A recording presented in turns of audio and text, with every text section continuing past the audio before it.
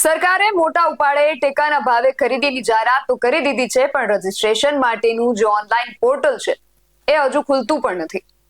ગઈકાલથી ખેડૂતો પરેશાન થઈ રહ્યા છે અને ખેડૂતોની આ પરેશાની વચ્ચે કૃષિ મંત્રીનું એવું નિવેદન કે ખેડૂતો દ્વારા એક સાથે રજીસ્ટ્રેશન થવાથી પોર્ટલ પર ટ્રાફિક વધી જવાના કારણે આ પોર્ટલ ક્રેશ થઈ જતા કામ અટકી પડ્યું છે.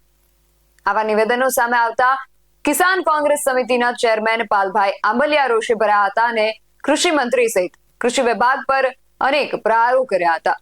શું છે સમગ્ર વિગત જાણીએ અહેવાલમાં. જય હિન્દ. BSI TV ન્યૂઝ પર આપની સાથે હું છું નિધિ ગઢવી. રાજ્ય સરકાર દ્વારા ટેકાના ભાવે મગફળી, સોયાબીન, મગ, અડદ આ બધાની ખરીદીની 1 સપ્ટેમ્બરથી 15 સપ્ટેમ્બર સુધી જાહેરાત કરાઈ હતી, પરંતુ ગઈકાલથી જ રજીસ્ટ્રેશન માટેનું ઈ સમૃદ્ધ પોર્ટલ ન ખુલતા હવે ખેડૂતોને મુશ્કેલી વેઠવાનો વારો આવ્યો છે. પ્રથમ દિવસે રજીસ્ટ્રેશન વધતા સર્વર બંધ થવાના ઠેર ઠેરથી સમાચાર મળી રહ્યા છે. એક સાથે મોટી સંખ્યામાં ખેડૂતોએ રજીસ્ટ્રેશન કરાવ્યું હતું. ખેડૂતોને સમસ્યા ન પડે એ માટે કૃષિ મંત્રીએ એવી સ્પષ્ટતા પણ કરી છે અને સાથે જ જરૂર પડે તો રજીસ્ટ્રેશન લંબાવીશું તેવું રાઘવજી પટેલે જણાવ્યું છે.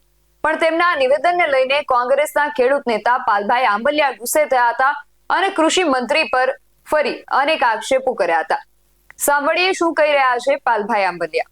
આજે રાજ્યના કૃષિ મંત્રી શ્રીએ કહ્યું કે ગઈકાલે ટેકાના ભાવે મગફળી રજીસ્ટ્રેશન કરવા માટે આખા ગુજરાતમાંથી બહુ બધા ખેડૂતોએ રજીસ્ટ્રેશન કરવા પડાપડી કરી એટલે સર્વર ઠપ થઈ ગઈ.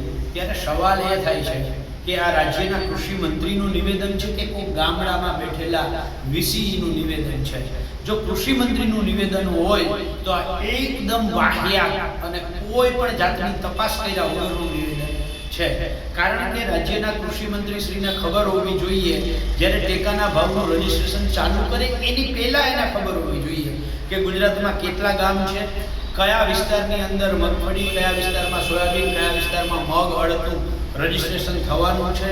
એ પ્રમાણે જે સરકારનો સર્વર છે એની કેપેસિટી અગાઉના વર્ષોના અનુભવ ઉપરથી એને ખબર હોવી જોઈએ કે આટલી હોવી જોઈએ. આ જ સર્વર છે, આ જ વીસીઓ છે, આ જ ખેડૂતો છે. તો ગયા વર્ષે કેમ સર્વર ઠપ ના થયું? ગયા વર્ષે પડાપડી તો થઈ હતી, તો આ વર્ષે કેમ ઠપ થયું? કૃષિ મંત્રી શ્રીએ અભ્યાસ કર્યા વગર સવારમાં ઉઠીને સીધા પકડાઈ ગયા હોય એ રીતે નિવેદન આપ્યું છે. વાસ્તવિકતા એ છે કે આ વર્ષે રાજ્ય સરકારની એજન્સી મારફત નહીં, કેન્દ્ર સરકારના નાફેડ દ્વારા આ રજીસ્ટ્રેશન કરાવવામાં આવે છે. નાફેડના પોર્ટલ ઉપર રજીસ્ટ્રેશન થાય છે. હવે આજે જ્યારે કૃષિ મંત્રીએ કહ્યું છે ત્યારે આ ગઈકાલે નાફેડમાં પ્રયત્ન કર્યો, આજે રાજ્ય સરકાર પોતાનું જે પોર્ટલ છે એ એજન્સીના માધ્યમથી એના ઉપર કરે છે.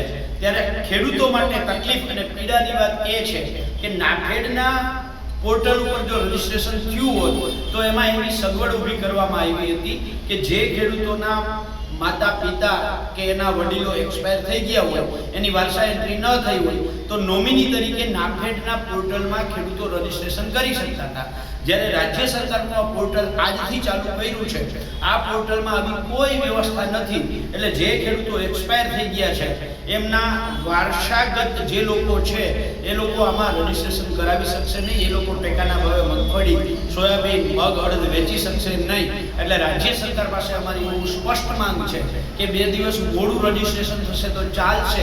તેમણે કૃષિ મંત્રીના નિવેદનને ગામડામાં બેઠેલા વીસી સાથે સરખાવ્યું.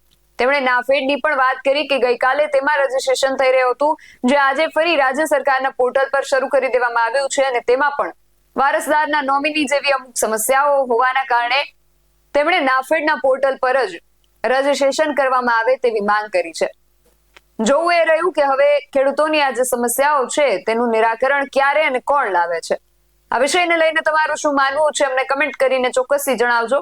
આવા જ વધુ અહેવાલો સાથે મળતા રહીશું. તમે મારી YouTube ચેનલને સબસ્ક્રાઇબ કરવાનું અને અમને Facebook અને Instagram પર ફોલો કરવાનું ભૂલશો નહીં. બાકી નવી અપડેટ્સ માટે આપ જોતા રહો BSI TV ન્યૂઝ. નમસ્કાર.